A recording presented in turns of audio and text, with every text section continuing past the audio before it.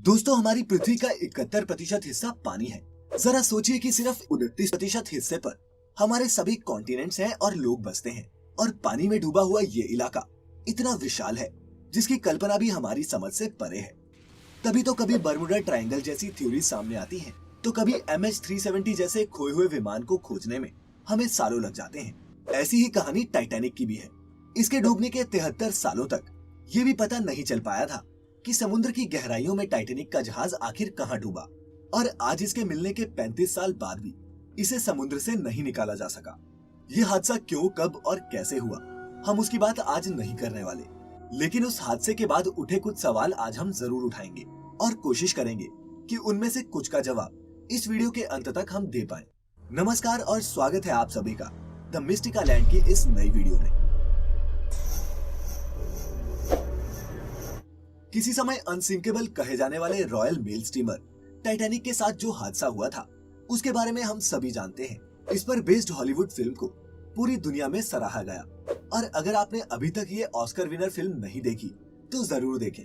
खैर, 1911 में टाइटैनिक के समुद्र में डूबने के बाद इसे ढूंढने की कई कोशिशें हुई, लेकिन ये मिशंस एक के बाद एक फेल होते गए। इसी तरह 73 साल बीत गए और फिर सन 1985 में मशहूर ओशनोग्राफर, आर्कियोलॉजिस्ट और American navy officer Robert ballot ने आखिरकार टाइटैनिक को खोज निकाला। टाइटैनिक का ये मलबा न्यू फाउंडलैंड के तट से 600 किलोमीटर दक्षिण पूर्व में मिला था। टाइटैनिक की इस खोज ने इतिहास के गर्भ से निकालकर कई नए सवाल दुनिया के सामने खड़े कर दिए। दो हिस्सों में टूटा हुआ ये जहाज समुद्र में 12,500 फीट या फिर लगभग 4 किलोमीटर की गहराई में मिला था। ऑफिशियल रिपोर्ट कहती है कि जब ये जहाज डूबा था तब ये इंटैक्ट था, मतलब साबुत था। तो फिर समुद्र में ये जहाज दो हिस्सों में कैसे टूट गया? Titanic the new evidence documentary के मुताबिक तो टाइटैनिक आइसबर्ग से टकराने की वजह से नहीं, बल्कि शिप में लगी आग की वजह से डूबा था।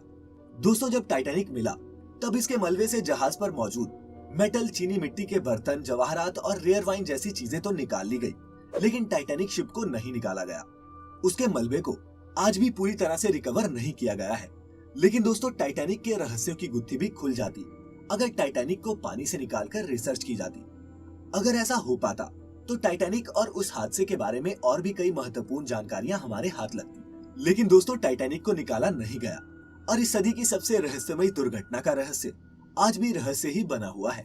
आखिर क्यों तमाम कोशिशों और लेटेस्ट टेक्नोलॉजीज के बाद भी टाइटैनिक को अब तक पानी से बाहर नहीं निकाला जा सका? क्या टाइटैनिक को जानबूझकर नहीं निकाला जा रहा? और क्यों आज भी वो समुद्र की अंधेरी गहराइयों में दफन है? दोस्तों, जब हमने इसके बारे में रिसर्च की तो पाया कि ऐसा नहीं है कि टाइटैनिक को निकालने की कोशिशें नहीं हुई। 1985 में जब टाइटैनिक को खोजा गया था तब इसकी हालत एक जहाज जैसी नहीं थी। समुद्र में दफन टाइटैनिक की इस पुरानी तस्वीर को देखिए। जहाज के नाम पर ये जर्जर ढांचे से ज्यादा कुछ भी नहीं है। दुर्घटना के चश्मदीदों के मुताबिक ये जहाज समुद्र तल पर एक जोरदार फोर्स से टकराया था, जिसकी धमक वहां बचे लोगों ने महसूस भी की थी।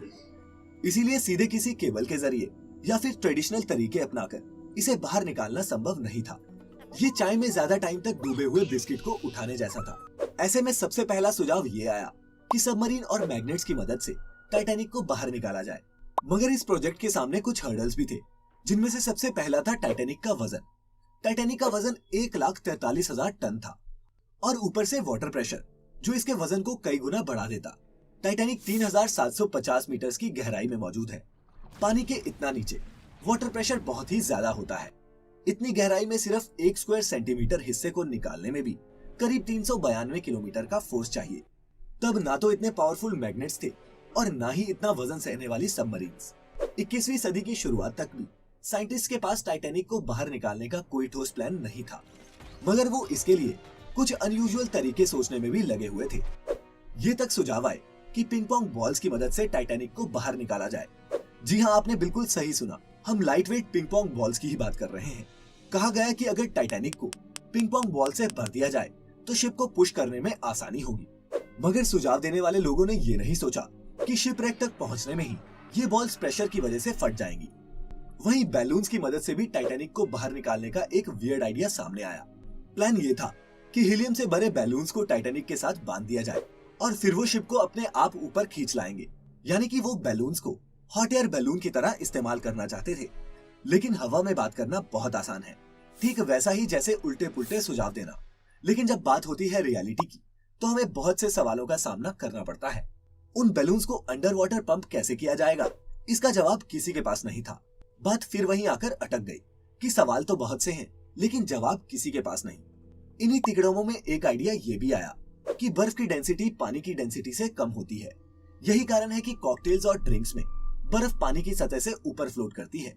ऐसे में एक हौलाज कॉन्ट्रैक्टर आर्थर मिकी ने टाइटैनिक को एक आइसबर्ग में कन्वर्ट करने का सुझाव दिया। ये कहा गया कि मलबे के चारों ओर मौजूद पानी को फ्रीज कर दिया जाए, जिस वजह से ये पानी के मुकाबले हल्का हो जाएगा और सतह पर तैरने लगेगा, जिसके बाद इसे किनारे पर ले जाने में आसानी होगी। कुछ ऐसा ही idea American engineer John Pierce ने भी दिया था। इसके लिए उन्होंने लिक्विड नाइट्रोजन को इस्तेमाल करने का सुझाव दिया।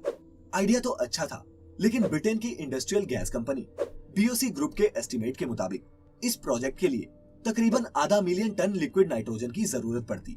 सवाल तो ये भी है कि इतनी गहराई में लिक्विड नाइट्रोजन लेकर जाएं कैसे।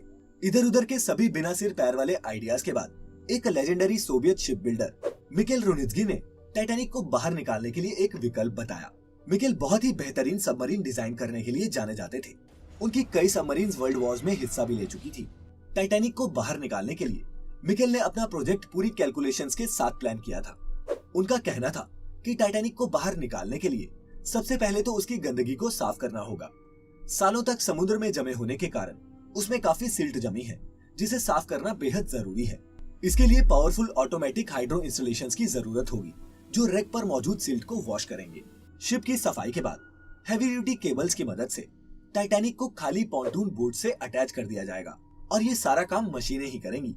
इसके बाद अगला स्टेप होगा कि ऐसी सबमरीन की व्यवस्था करना जिसके टैंक्स में गैसें भरी जा सके और वो सेफ भी रहे। यही नहीं, इस तरह के ऑपरेशंस के लिए भारी मात्रा में बिजली की भी जरूरत पड़ेगी। मिकेल के मुताबिक लगभग 20 मिलियन किलोवाट आज बिजली की जरूरत इस प्रोजेक्ट में पड़ेगी। इस स्केल के प्रोजेक्ट के लिए एक फुल फ्लेश्ड पावर प्लांट की जरूरत होगी और उनके मुताबिक ऐसा पावर प्लांट पानी के सरफेस पर बनाया तो जा सकता है, लेकिन फ्यूचर के हिसाब से उसका कोई मतलब नहीं रहेगा। हालांकि फ्लोटिंग पावर प्लांट अपने आप में एक अनबिलीवेबल आइडिया होता, मगर इतनी गहराई तक जाने वाली केबल्स प्रेशर की वजह से टूट भी सकती थी, क्योंकि ये सब पानी के 4 किलोमीटर नीचे होना था। इसीलिए इंजीनियर्स का सुझाव था कि सबमरीन में ही न्यूक्लियर पावर प्लांट इंस्टॉल किया जाए। इस पर तर्क वितर्क तो बहुत हुआ, लेकिन कुछ भी फाइनल नहीं हो पाया और फिर इस प्रोजेक्ट को तब तक के लिए होल्ड करने के लिए कहा गया जब तक इसे पूरा करने के लिए एडवांस इक्विपमेंट्स और प्रॉपर बजट नहीं जुट जाता। कई सालों तक टाइटैनिक को रिकवर करने के लिए बहुत से प्रस्ताव रखे गए, लेकिन कोई बजट की कमी के कारण तो कभी टेक्निकल चैलेंजेस की वजह से कोई भी प्लान सक्सेसफुली इंप्लीमेंट नहीं हो सका। दोस्तों, कोई भी कंपनी किसी इतने बड़े प्रोजेक्ट में हाथ तभी डालती है जब उसे कुछ फायदा हो। टाइटैनिक को बाहर कैसे निकाला जाए, इससे पहले कोई भी ये सवाल उठाएगा कि आखिर क्यों निकाला जाए। जो भी कीमती सामान इस शिप पर था वो निकाल लिया गया है। अच्छा, आप फर्ज कीजिए कि किसी ने अरबों रुपए खर्च कर इसे पानी से बाहर निकाल भी लिया, तो क्या वो अपने लगाए हुए पैसों को कभी रिकवर कर पाएगा? टाइटैनिक को निकाल कर अगर इसका एक म्यूजियम भी बना दिया जाए तो भी रिटर्न ऑफ इन्वेस्टमेंट में कई 100 साल लगेंगे। हालांकि इस शिप के साथ कई इमोशंस भी जुड़े हैं, लेकिन ऐसे में कोई भी इतना बड़ा रिस्क नहीं लेना चाहेगा। दोस्तों, टाइटैनिक को डूबे हुए 100 साल से भी ज्यादा हो चुके हैं और समुद्र में मौजूद बैक्टीरिया इस शिप को धीरे धीरे खा रहा है। ये भी एस्टिमेट लगाया जा रहा है कि ये हंग्री बैक्टीरिया साल 2030 तक इस शिप को पूरा गायब कर देंगे। यही नहीं, कई समुद्री जीवों ने इसमें अपना बसेरा बना लिया है। यूनेस्को ने भी साल 2001 में इस शिपरेक को अंडर वाटर कल्चरल हेरिटेज की एक प्रोटेक्टेड साइट डिक्लेयर कर दिया। अगर वर्तमान की बात करें तो टाइटैनिक के हालात भी कुछ ऐसे बन चुके हैं कि उसे बाहर निकालने में जितना खर्च आएगा उतने में तो शायद एक नया जहाज खरीदा जा सकता है। इसीलिए दोस्तों, सीधे तौर पर कहूँ तो इन सभी बातों का कंक्लूजन यही है कि टाइटैनिक अब तक बाहर नहीं निकाला जा सका और शायद कभी निकाला भी ना जाए, क्योंकि पॉइंट नंबर 1, टाइटैनिक इतनी बुरी स्थिति में है कि उसे जरा भी छेड़ा गया तो वो धूल की तरह बिखर जाएगा। पॉइंट नंबर 2, जहाज का मलबा समुद्र में कुछ ज्यादा ही गहराई में है, जहां तक पहुंचना और काम करना बेहद मुश्किल है। और पॉइंट नंबर 3, हम इसे बाहर निकालकर करेंगे क्या? इसीलिए ये कहा जा सकता है कि टाइटैनिक को शायद कभी भी रिकवर नहीं किया जाएगा। इसके मलबे की खोज होने के बाद 30 साल से भी ज्यादा का समय बीत चुका है। ऐसे में वैज्ञानिकों को नहीं लगता कि टाइटैनिक के अवशेषों के पास अब बहुत ज्यादा समय बचा है। मगर ये भी सच है कि भले ही ये शिप पानी के अंदर से गायब हो जाए, भले ही इसका नामो निशान भी ना बचे, लेकिन फिर भी टाइटैनिक की कहानी और रहस्य आने वाली कई पीढ़ियों का ध्यान अपनी ओर खींचेंगे। वैसे आपका इस बारे में क्या कहना है?